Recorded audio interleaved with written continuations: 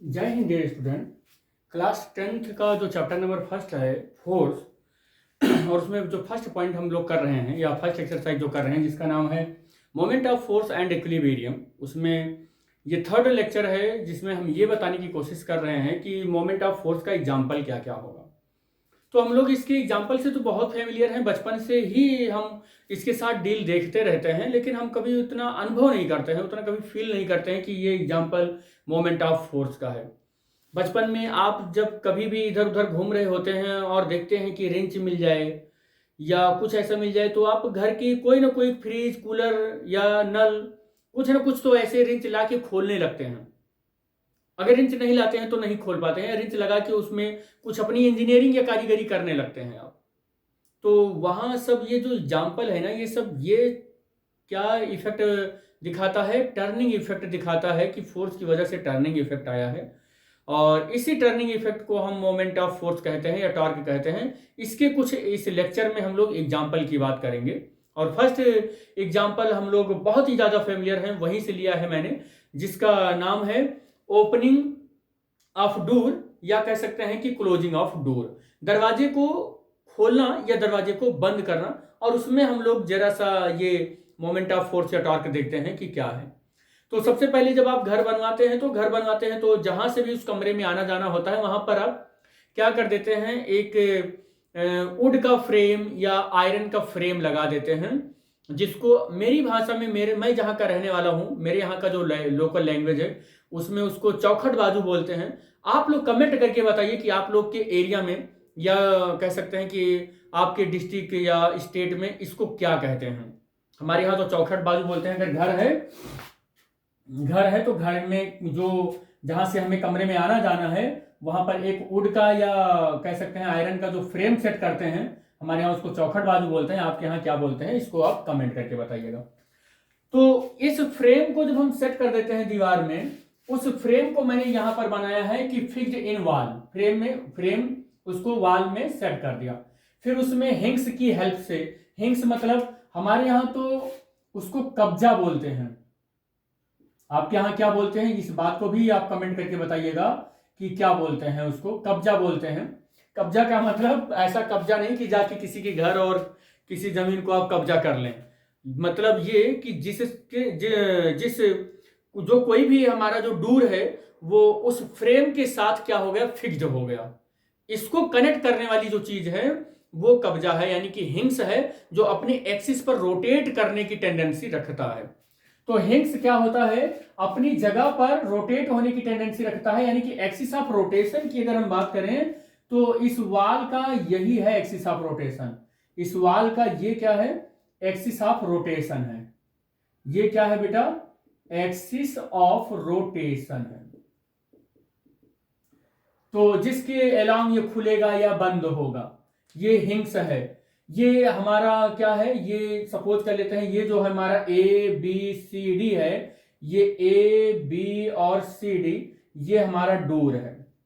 अब आप सोच रहे होंगे कि दो जगह सर ने ए बी लिख दिया है ना, तो ये दो जगह ए बी नहीं लिखा, ये ए वाला ये जो पार्ट है जब इसको बंद करेंगे तो इसी ए पर जाके सेट हो जाएगा, इसको बंद करेंगे तो डी जाके यहीं पर सेट हो जाएगा, इसलिए हमने इसको यही नाम दे दिया है कि ए पर आके सेट होगा, डी डी पर आके सेट होगा, इसलिए हमने इसको ए बी ए डी नाम दिया है।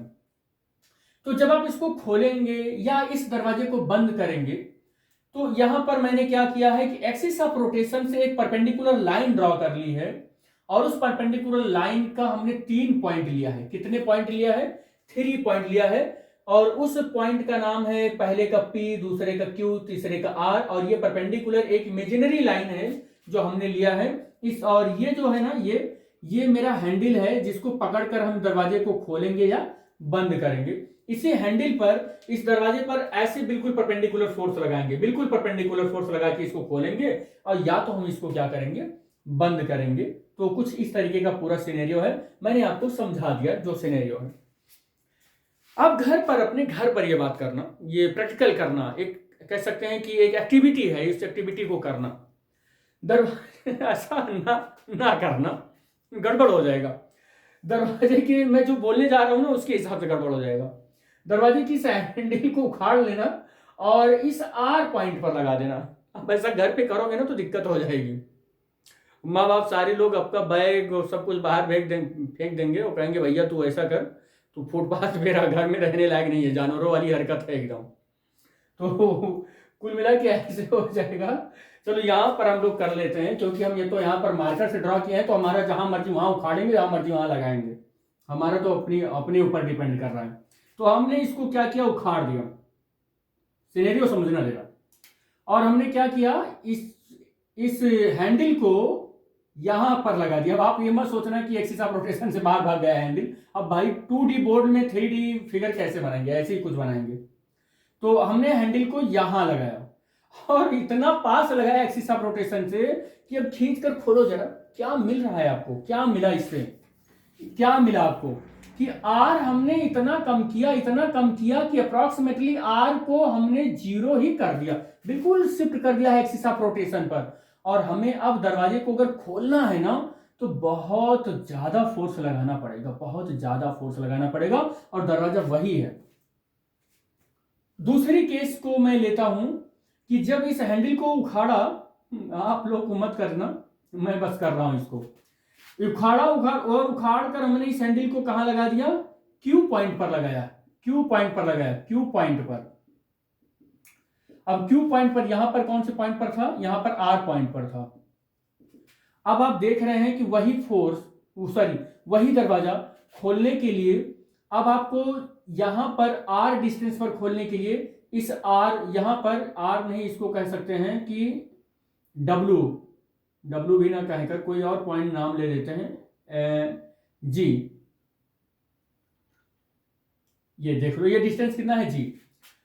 ये डिस्टेंस जी पर जब मैंने रखा तो इस दरवाजे को खोलने के लिए क्यू पॉइंट पर कम फोर्स लगाना पड़ गया और डिस्टेंस थोड़ा सा बढ़ गया। डिस्टेंस क्या हो गया, बढ़ गया। तो हमने क्या देखा कि फोर्स पहले से तो कम हो गया, पहले से क्या हो गया, लगाना तो पड़ा लेकिन कम हो गया। लेकिन यहां पर अगर हम आर की बात करें, डिस्टेंस की बात करें यानी कि जी की बात करें, तो अब जी लगभग 0 नहीं है, वो कोई एक डेफिनिट वैल्यू होगी, और वो जी जो डिस्टेंस, हम जी को डिस्टेंस लिख रहे हैं, ये डिस्टेंस है एक तरीके का, या डिस्टेंस हम इसको एक्स मान ले तो ज्यादा ठीक लगेगा, नहीं तो लोगों को लगेगा कि जी कब से डिस्टेंस माना जाने लगा, तो मैं इसको एक्स बोल दे रहा हूं। तो आर जो है वो थोड़ा सा बहुत ही छोटा है। आर जो है, ये वाला डिस्टेंस जो यहां पर था, वो वाला डिस्टेंस बहुत छोटा है इस एक्स से। तो देख रहे हैं कि एक्स के बढ़ाने पर फोर्स कम हो गया है थोड़ा सा। थर्ड केस लेते हैं, इस हैंडल को उखाड़ते हैं और हम बैठा देते हैं कहां पर, इस हैंडल को उखाड़ कर पी पर लगा देते हैं। और इस थर्ड केस में हम क्या देखते हैं, थर्ड केस में देखते हैं यानी कि पी पॉइंट पर हम क्या देखते हैं कि अब की बार एफ मेरा लगभग बहुत ही कम हो गया, एफ मेरा बहुत ही कम हो गया। और अब मेरा जो पी है ना डिस्टेंस, पी जो डिस्टेंस है, पी इसी को डिस्टेंस ही मान लेते हैं, पी डिस्टेंस जो है, या वाई मान लें, पी वाले डिस्टेंस को वाई मान लें। तो जो वाई डिस्टेंस है, ये वाई डिस्टेंस जो है, ये वाई डिस्टेंस मेरा एक्स से भी बड़ा है और आर से भी बड़ा है। आपने क्या देखा कि अब इसी दरवाजे को खोलने के लिए 3 पॉइंट हमने लिया था, अब इसी दरवाजे को खोलने के लिए कम फोर्स की जरूरत पड़ गई। सिर्फ हमने क्या बढ़ा दिया, सिर्फ इसका डिस्टेंस ही तो बढ़ाया है एक्सिस ऑफ रोटेशन से।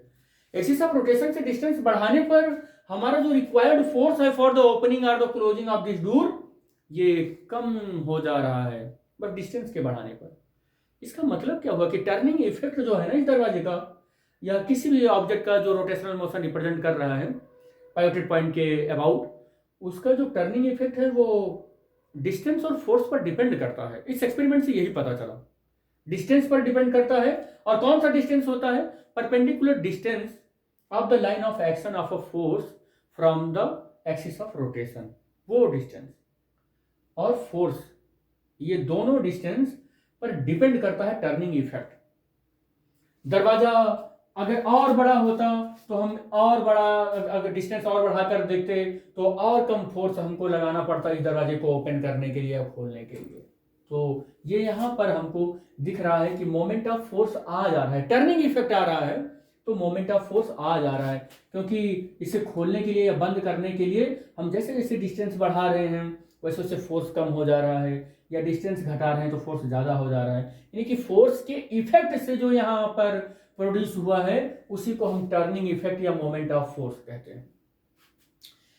एक और एग्जांपल आपको बताएं कि बड़ी बड़ी ट्रकों को जब आप सड़क पर जाते होंगे ना, तो बड़ी बड़ी ट्रके को का जो पहिया होता है वो पहिया अगर दब गया तो आप उनके ड्राइवर को या उनके साथ में जो रहता है उनका सहायक, उसको आप उस टायर को खोलते हुए देखते हैं तो वो क्या करते हैं कि जैक यूज करते हैं, और जैक में एक बड़ी बड़ी रॉड लगाकर उसको क्या करते हैं घुमाते हैं, और उसमें से उसका लोड जो है ट्रक का लोड जैक पर आ जाता है, फिर पहिए को उसमें क्या बोलते हैं रिंच उंच की वगैरह से हेल्प से खोल लेते हैं।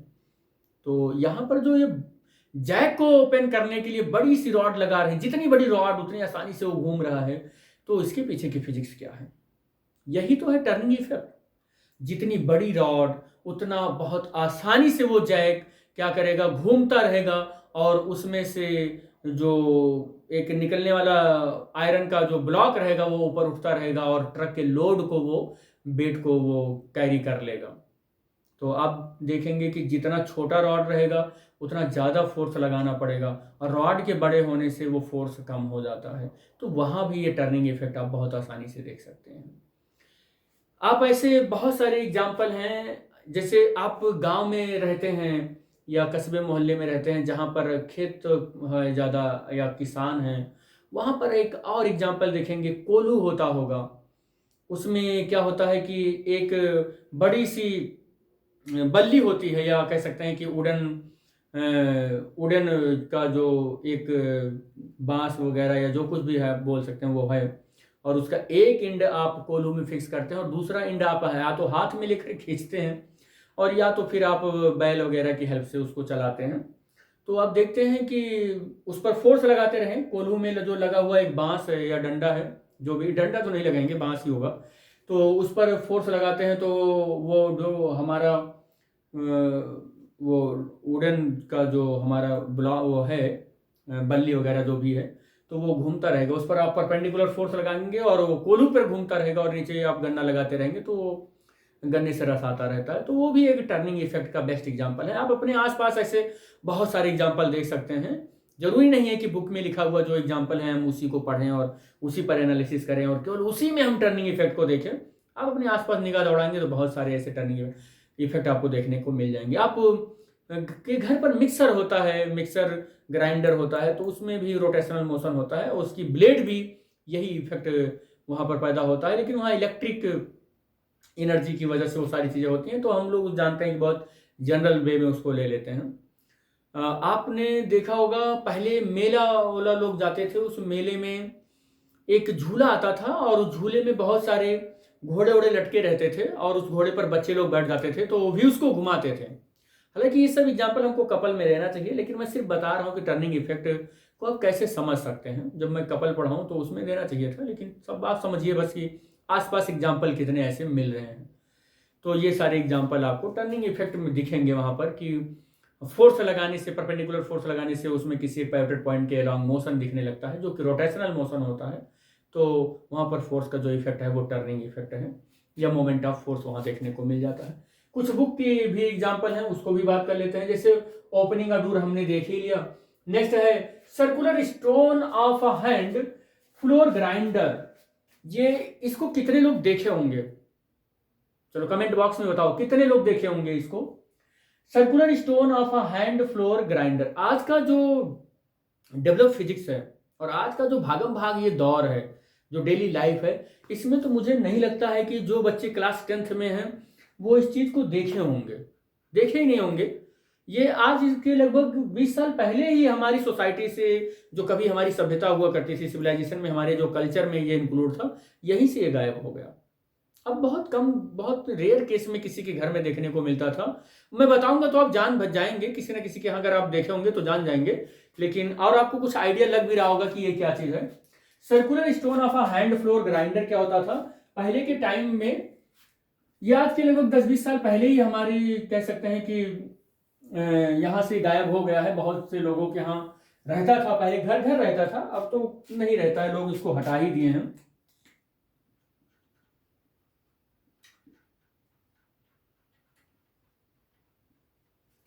देखो क्या है circular stone of a hand, हम यहां पर करें कि अपर, इंक ले लें इसको,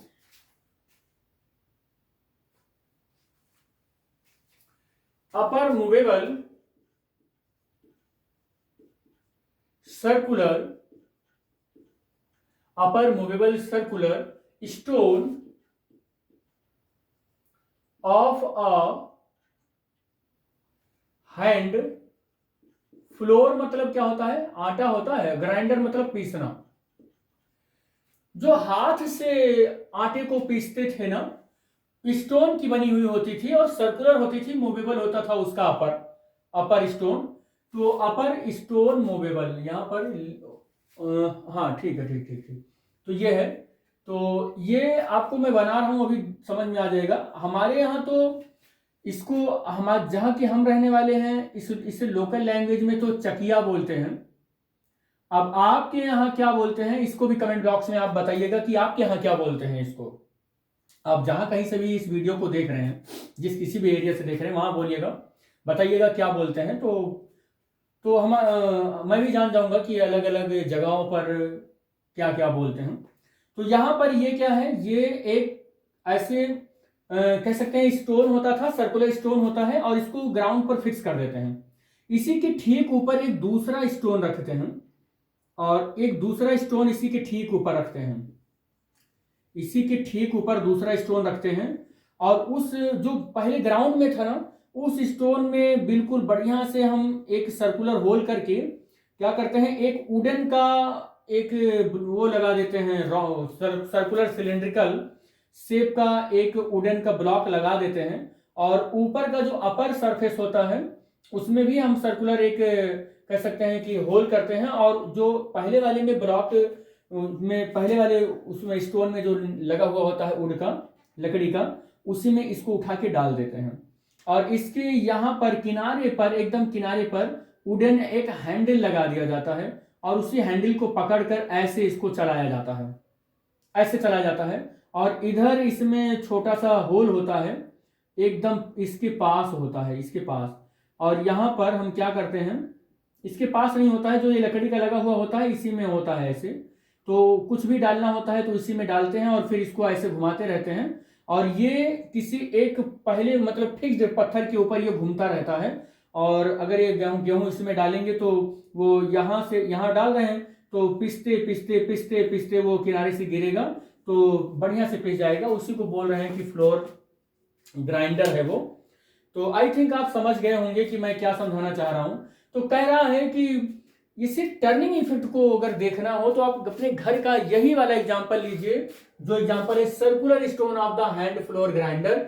जब आप उसको पीसेंगे तो उसमें कह रहा है कि ये जो हैंडल होता है, जो सर्कुलर होता है, अपर मूवेबल सर्कुलर स्टोन होता है, उसका हैंडल एकदम किनारे पर लगाया जाता है। तो क्यों लगाया जाता है, इसके पीछे भी यही कारण है जो हमने अभी दूर वाले में समझा, कि अगर इस हैंडल को, एक तो ये पत्थर वैसे भी बहुत भारी होता है, अगर इस हैंडल को यहाँ लगा देंगे ना, एक्सिस ऑफ रोटेशन की बिल्कुल ठीक पास लगा देंगे, और आपसे बोल दिया जाए तब घुमाओ, तो आपको और एक बोरी गेहूं दे दिया जाए पीसने के लिए, बोलिए आपका क्या हाल हो जाएगा। आप घुमा ही नहीं पाएंगे, इतना ज्यादा फोर्स लगेगा कि 2 बार घुमाएंगे छोड़ के भाग जाएंगे, कहेंगे पीसा जाए तो, ना पीसा जाए तो चटनी और चावल खा लेंगे, लेकिन गेहूं की रोटी पीस के नहीं खाएंगे। लेकिन अगर इसी हैंडल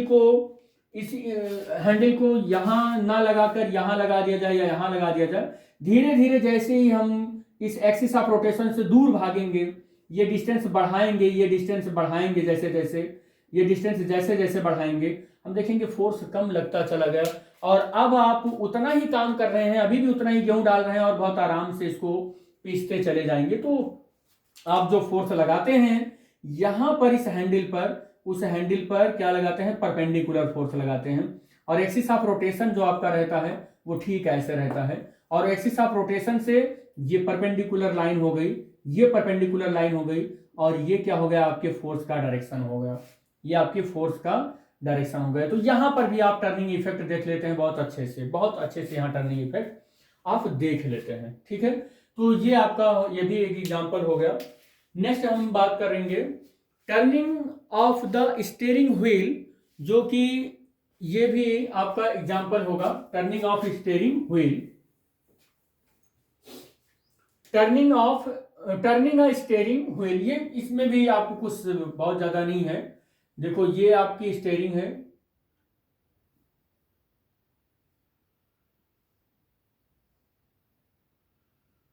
ये स्टीयरिंग होती है, कुछ ऐसे ही बनता है, सही से मेरा बन नहीं पा रहा है। ये स्टीयरिंग हो गई है, आप ऐसे इसको चला रहे हैं और गाना गा रहे हैं बड़ी मस्ती से और चलाते हुए जा रहे हैं, बिल्कुल एकदम लॉन्ग ड्राइव पर हैं आप। अच्छे से चलाइएगा, हेलमेट वेलमेट पहन के चलाइएगा, ठीक है। अरे गधे, 4 व्हीलर है ये, हेलमेट कैसे पहन के चलाओगे? सीट बेल्ट बांध के चलाना, और ड्राइविंग लाइसेंस होगा तभी चलाना, ड्राइविंग लाइसेंस नहीं होगा तो चलाना भी मत, शायद जितना चलाना जानते हो। यह हो गया स्टीयरिंग, और ये हो गया इसका एक्सिस ऑफ रोटेशन, जहां से ये फिक्स होता है। ये व्हील की क्या जरूरत है, स्टीयरिंग में इस व्हील की क्या जरूरत है? एक्सिस ऑफ रोटेशन है, इसी को पकड़कर मोड़ते रहो गाड़ी का पहिया, इसको हटा दो, इस पूरे व्हील को, रिम को हटा दो, इस व्हील के रिम को हटा दो, इसी को पकड़ के घुमाते रहो। घुमा पाओगे क्या? अरे जितनी जल्दी तुम जितनी स्पीड से चलाते हो ना गाड़ी, उतनी जल्दी यहां इसको पकड़कर तुम गाड़ी मोड़ नहीं पाओगे। पता चला कि 10 किलोमीटर या 1 किलोमीटर जाने में 10 लोग को मार दिया, साफ पॉपुलेशन इन्वर्जन, खत्म कहानी। तो उस इफेक्ट को, जितना तेज तुम चलाते हो उतना तेज चलाने के लिए आपको क्या दिया जाता है? आपको एक रिम दी जाती है, एक स्टीयरिंग दी जाती है कि आपकी टर्निंग इफेक्ट बहुत अच्छा रहे, आप बस पलक झपकते ही बढ़िया से अपनी गाड़ी को टर्न कर लें। ये टर्निंग इफेक्ट को बढ़िया दिखाता है। अगर आपको लेफ्ट या राइट जिधर भी मुड़ना हो, आप स्टीयरिंग को आप चलाते जाएंगे एक टेंजेंशियल फोर्स लगाकर, क्या करके? एक टेंजेंशियल फोर्स लगाकर। लेकिन इसमें याद रहे, सब चीजों में हमें अभी एक दूसरी हेडिंग भी लेनी है कपल, चलो उसमें वही बात करेंगे, इस सब की वही बात करेंगे। बस आपको ये पता होनी चाहिए कि यहाँ सब में क्या फोर्स लगेगा, टर्निंग इफेक्ट आएगा। फोर्स लगने से एक टर्निंग इफेक्ट आएगा, क्योंकि ये पायोटेड पॉइंट है, और इस टर्निंग इफेक्ट को हम क्या बोलेंगे? मोमेंट बोलेंगे। इसका मतलब मोमेंट आपको समझ में आ गया होगा क्या हम मैं बताने की कोशिश कर रहा हूं। फोर्स और परपेंडिकुलर डिस्टेंस, और ये perpendicular distance axis of rotation से होता है, लाइन ऑफ एक्शन का परपेंडिकुलर ये फोर्स होता है। तो यहां भी आपको टर्निंग इफेक्ट देखने को मिलेगा। नेक्स्ट हमने एक डायग्राम था, बहुत टफ डायग्राम था, तो इसको मैंने पहले ही से ड्रा कर लिया ताकि आपको समझा सकें कि ये डायग्राम किस तरीके से हमें हमारे टर्निंग इफेक्ट को देगा। साइकिल चलाए हो सब लोग, और साइकिल की आप उसको देखेंगे तो जो टूथ व्हील होता है, उस टूथ व्हील को देखेंगे तो जहां पर पैंडल लगा हुआ होता है वो बड़ा होता है थोड़ा सा, और उसमें टूथ भी ज्यादा होते हैं, और पीछे जिस पर पहिया घूम रहा होता है उस फ्री व्हील पर कह सकते हैं कि टूथ भी कम होता है और छोटा भी होता है। अब छोटा को घुमाने के लिए, छोटे व्हील को घुमाने के लिए हमें कम फोर्स की जरूरत पड़ेगी, तो क्यों ना हमारा पैंडल छोटे वाले पे लगाया गया, बड़ा वाला पीछे लगा देते। ऐसा तो हो सकता था। अरे छोटा वाला अगर आगे लग गया ना, बड़ा गड़बड़ हो जाएगा। छोटे वाले को 5 बार घुमाओगे तो बड़ा वाला 1 बार घूमेगा, यानी कि पहिया जो है 1 बार घूमेगी, और पता चला कि तुमको 1 किलोमीटर जाना है, 200 मीटर जाते जाते ही स्वाहा हो गया सब, थक जाओगे, चल नहीं पाएगा। क्यों नहीं चल पाएगा? क्योंकि ज्यादा फोर्स की रिक्वायर पड़ गई। क्यों ज्यादा फोर्स की रिक्वायर पड़ गई? क्योंकि आपने छोटे वाले फ्री व्हील पर आपने अपनी पैंडल को सेट कर लिया, और एक्सिस ऑफ रोटेशन से उसका डिस्टेंस कम हो गया, तो आप ज्यादा फोर्स लगा पा रहे हो, और ज्यादा फोर्स लगा रहे हो तो थक जाओगे। इसीलिए तो जो हम जहां से पैंडल कनेक्टेड होता है उस बाइसाइकिल की, जहां बाइसाइकिल में जहां पर वो पैंडल कनेक्टेड होता है, उस फ्री व्हील को हम क्या करते हैं, टूथ व्हील को बड़ा बना देते हैं, ताकि बड़ा बनाएंगे तो पैंडल का जो कनेक्शन होगा हमारे उस पर व्हील पर, वो क्या होगा, थोड़ा सा बड़ा हो जाएगा, उसका डिस्टेंस बढ़ जाएगा, तो फोर्स थोड़ा सा कम लगेगा, और फोर्स थोड़ा कम लगेगा तो इसके एक बार बड़े वाले व्हील, टूथ व्हील को 1 बार घुमाओगे तो उसका एक बार घूमेगा तो ये 2-3 बार घूमेगा। अब आप सोचिए कि इसी से कनेक्टेड है आपका पहिया, एक बार इसको घुमाओ 4 बार वो घूम जाए, आपको फोर्स का एडवांटेज मिल रहा है कि नहीं मिल रहा है? बढ़िया एडवांटेज मिल रहा है। ये आपका चेन है जिस पर ये घूमता है, दोनों दोनों हमारा टूथ व्हील, तो ये आपको एडवांटेज मिल रहा होता है। यहां पर भी आप फोर्स लगाते हैं परपेंडिकुलर, पैंडल पर आप कैसे फोर्स लगाते हैं? फुट पैडल पर परपेंडिकुलर फोर्स लगाते हैं, और इस परपेंडिकुलर फोर्स की वजह से ये पैडल कुछ ऐसे ऐसे मूव करती है, ऐसे ऐसे कुछ मूव करती है। यहां पर आप सोचिए कि फोर्स आपका ऐसे लग रहा है और एक्सिस ऑफ रोटेशन ये है और फोर्स ये है। अब आप देखिए परपेंडिकुलर फोर्स है कि नहीं है? इस परपेंडिकुलर फोर्स का जो इफेक्ट है, इसी को तो हम टर्निंग इफेक्ट या मोमेंट ऑफ फोर्स या टॉर्क बोलते हैं। यही तो है एग्जांपल हमारा बेस्ट। स्पैनर, स्पैनर का मतलब होता है कि रिंच। क्या होता है? रिंच। चलो रिंच भी देख लेते हैं। बचपन में आप लोग बहुत कारीगरी किए हो, बहुत इंजीनियरिंग करते हो, और वो इंजीनियरिंग बाद में जाकर भूल जाती है। जब बड़े होते हो तो धीरे धीरे आलसी हो जाते हो, और फिर इंजीनियर से क्या बन जाते हो वो तो भगवान ही बता सकते हैं, मैं नहीं बोलूंगा यहाँ। आप लोग अपने आप को बताइए कि क्या बन जाते हो। ठीक है, क्या हो जाता है? देखो एक रिंच है हमारे पास, ये एक रिंच है,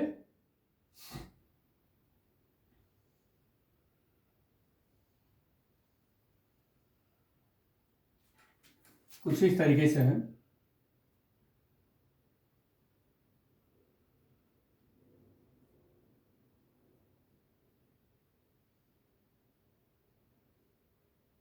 ये एक यहां पर एक नट है, कुछ फंसा हुआ है ये नट, इसको खोलना है। तो आपको एक रिंच दे दें इतनी बड़ी, और एक रिंच इसी नट को खोलने के लिए आपको क्या दे दें? एक रिंच इतनी बड़ी दे दें, और एक रिंच इसी नट को खोलने के लिए आपको कैसे दे दें?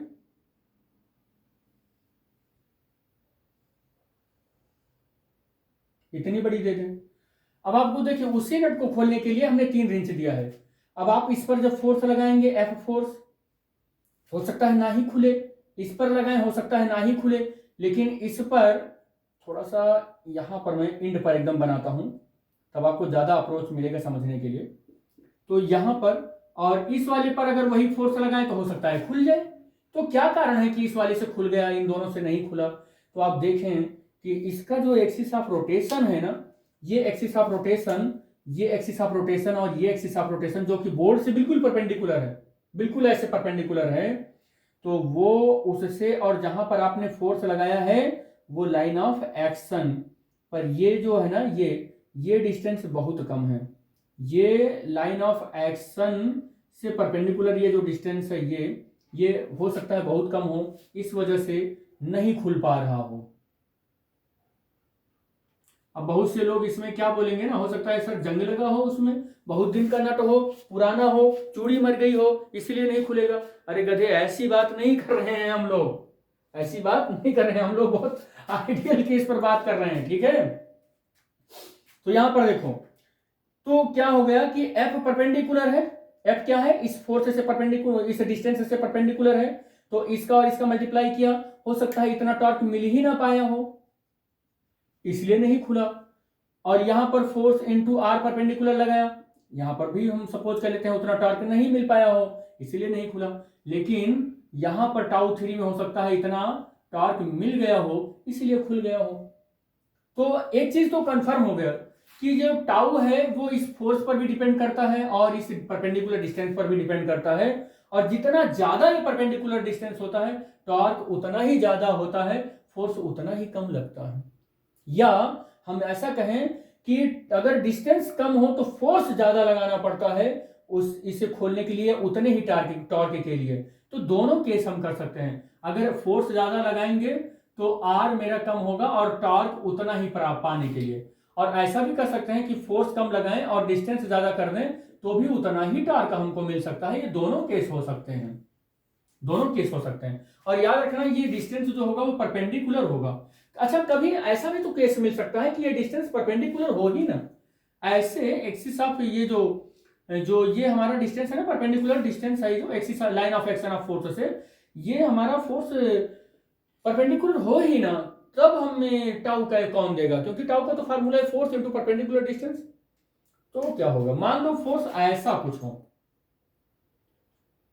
ये ऐसा हो, फोर्स ऐसा कुछ हो। अब बताइए कैसे आप यहां पर कैसे आप टॉर्क को डील करेंगे इस वाले केस में। तो इस वाले केस में मैं बता देता हूं कैसे आप डील करेंगे। देखिए कैसे डील करेंगे। आप तुरंत क्या करेंगे कि इसके दो कंपोनेंट निकालेंगे। ये मान लो कि इसने क्या किया है कि ये थीटा बना लिया है, इसने क्या किया है, थीटा बना लिया है। क्या बना लिया है इसने, थीटा बना लिया है। तो यहां पर जो एक कंपोनेंट ये वाला हो जाएगा, ये हो जाएगा एफ कॉस थीटा, और ये वाला जो कंपोनेंट हो जाएगा ये कितना हो जाएगा, एफ साइन थीटा। कितना हो जाएगा, एफ साइन थीटा। ठीक है बेटा। अब आपने कहा कि अब टॉर्क हमको बताइए कितना होगा। तो आपका आंसर क्या होना चाहिए कि फोर्स और इनटू परपेंडिकुलर डिस्टेंस। तो अब तो परपेंडिकुलर डिस्टेंस यही है यहां तक, अब फोर्स लेकिन बदल गया है, फोर्स मेरा एफ साइन थीटा हो गया है और परपेंडिकुलर डिस्टेंस तो वही है। यानी कि टाउ का जो फार्मूला है F r perpendicular into sine theta बन गया। This is the generalize equation for the torque, यही है। This is the generalize equation for torque, यही है मेरा generalize equation for the torque. Torque के लिए ये जनरलाइज इक्वेशन है जो हम लोग पढ़ रहे हैं ना, torque tau is equal to F और इनटू आर। ये एक केस है, ये क्या है, एक स्टैंडर्ड केस है। ये क्या है, एक स्टैंडर्ड केस है, एक कंडीशन है, इसका एक कंडीशन है। ये जनरलाइज्ड है कि जब फोर्स इस परपेंडिकुलर इस डिस्टेंस से फोर्स 0 डिग्री पर होगा तो टॉर्क कितना होगा। देख लो कितना होगा, दिखाते हैं हम आपको, दिखा दें। साइन थीटा की वैल्यू 0 रखो तो पूरा का पूरा टॉर्क कितना हो जाएगा, थीटा इक्वल टू 0 रखो, साइन थीटा यानी कि साइन 0 की वैल्यू कितनी होती है, 0 होती है, टाउ की वैल्यू 0 आ गई। मतलब मैं ये कहना चाह रहा हूं कि अगर ये फोर्स ऐसे ना लगे कि कैसे लगे, ऐसे ना लगे कि कैसे लगे जी, ये फोर्स कैसे लगे, ये नट है और ये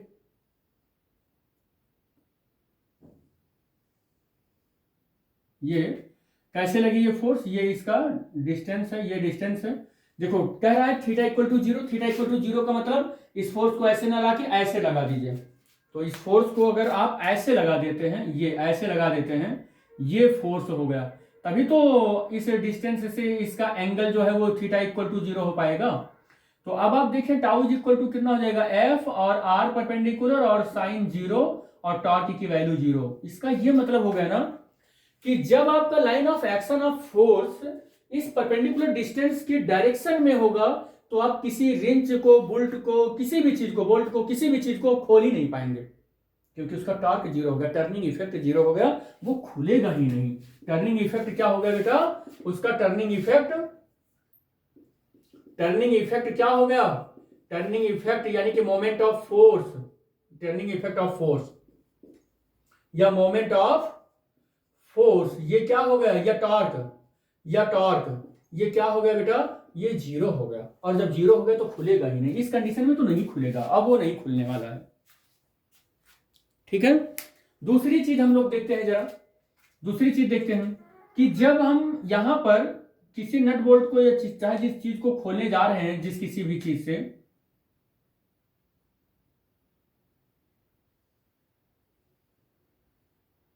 ये और थीटा की वैल्यू 90 कर देते हैं। थीटा की वैल्यू 90 का मतलब कि आपका ये जो है ना पाइवट पॉइंट से ये परपेंडिकुलर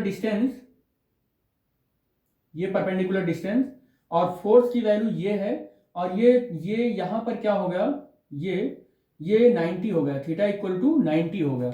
अब थीटा इक्वल टू 90 हो गया तो टॉर्क कितना हो जाएगा, एफ और आर और साइन कितना हो गया 90, और टॉर्क साइन 90 की वैल्यू 1 होती है, एफ आर कितना होगा, मैक्सिमम होगा। क्या होगा, मैक्सिमम। इसीलिए तो मैंने कहा था कि स्टैंडर्ड केस है। जिस केस को आप क्लास 10th में पढ़ रहे हो ना, उसमें आपको क्या मिलता है, मैक्सिमम टॉर्क मिलता है। ये कंडीशन आपको पढ़ाया जाता है, क्या होता है, मैक्सिमम टॉर्क कब मिलता है, यही कंडीशन आपको पढ़ाया जाता है। ठीक है, यही कंडीशन आपको पढ़ाया जाता है कि मैक्सिमम टॉर्क मिले। इसीलिए तो डेफिनेशन में ही मेंशन कर दिया गया कि परपेंडिकुलर फोर्स लगना है, perpendicular distance of the line of action of a force from the axis of rotation, perpendicular वाला केस आपको पढ़ाया जाता है, अदर केसेस नहीं पढ़ाए जाते हैं। इसलिए मैंने कहा कि ये जो इक्वेशन है, this equation is generalized equation for the torque, ये टॉर्क के लिए जनरलाइज्ड इक्वेशन है कि आपको कैसे मिलेगा। किसी आप ऐसे भी देख लो कि एक केस और हो सकता है, एक केस वो क्या हो सकता है कि किसी रिंच को ऐसे आप लगा दें, ऐसे लगा दें और आप क्या करें, फोर्स लगा के ऐसे खींचें, फोर्स लगा के ऐसे खींचें, तब आप क्या देखेंगे, आप क्या देखेंगे कि इसका जो परपेंडिकुलर डिस्टेंस होगा एक्सिस ऑफ रोटेशन से, थीटा की वैल्यू कितना बन रही है, 180 बन रही है। अब आप टॉर्क निकालिए, कितना हो जाएगा, torque tau is equal to फिर से आर, और ये कितना हो जाएगा परपेंडिकुलर, और साइन 180 की वैल्यू फिर से 0 हो जाएगी, टॉर्क 0 ही मिलेगा। टर्निंग इफेक्ट होगा ही नहीं इस केस में, इस केस में टर्निंग इफेक्ट होगा, इस केस में भी टर्निंग इफेक्ट नहीं होगा। और टर्निंग इफेक्ट यहां पर नहीं होगा तो इसका ये मतलब नहीं है कि एफ यहां पर 0 है, एफ 0 नहीं है, आर यहां पर 0 नहीं है, यहां पर थीटा 0 है, इसलिए यहां पर टॉर्क 0 हो रहा है। ये भी याद रखना आप, यहां पर जो यहां पर टाउ मैक्स हो रहा है, इसका ये मतलब नहीं है कि एफ जो है वो इन्फिनिटी को भाग गया है, आर इन्फिनिटी को भाग गया है, इसका मतलब नहीं है। यहाँ थीटा की वैल्यू अपने में पीक पर है, मतलब कह सकते हैं कि 90 डिग्री पर है। यहाँ पर टाउ की वैल्यू 0 हुई है तो इसका थोड़ा नहीं मतलब हुआ कि फोर्स लगा ही नहीं होगा या फिर डिस्टेंस ही 0 हो गया होगा। इन दोनों की वजह से टॉर्क 0 नहीं हुआ है। ये तो अपनी डेफिनिट वैल्यू को तो शो ही करा रहे हैं कि मान लो 10 न्यूटन, 20 न्यूटन, 100 न्यूटन, 2000 न्यूटन, ये तो लग ही रहा होगा। ये डिस्टेंस भी 1 मीटर, 2 मीटर, 4 मीटर, कुछ ना कुछ तो रहा ही होगा। लेकिन यहाँ पर अगर टॉर्क 0 आया है तो इसका मतलब पॉइंट ऑफ एप्लीकेशन, हमारा लगाने वाला जो फोर्स का डायरेक्शन है वो पॉइंट ऑफ एप्लीकेशन पर वो हमारा गलत है।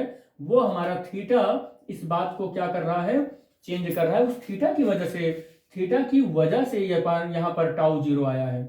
मतलब मैं ये कहना चाह रहा हूं कि पॉइंट ऑफ एप्लीकेशन पर जो फोर्स लगा है वो हमने गलत तरीके से लगाया है, इसलिए टॉर्क 0 आ गया है। समझ गए ना? क्योंकि टर्निंग इफेक्ट तो तभी पैदा होगा बेटा जब हम इस दोनों एंगल से अलग कुछ लगाएंगे फोर्स। इन दोनों एंगल पर तो टॉर्क आएगा ही नहीं, तो इन दोनों से अगर हटकर हम फोर्स का डायरेक्शन कुछ लगाएंगे तभी हमारा टर्निंग इफेक्ट या टॉर्क या कह सकते हैं मोमेंट ऑफ फोर्स देखने को मिलेगा। तो यहां बस इस लेक्चर में यहीं तक, और नेक्स्ट लेक्चर में हम लोग बात करने वाले हैं कपल की। ठीक है बेटा? तो नेक्स्ट लेक्चर में हम लोग मिलेंगे कपल।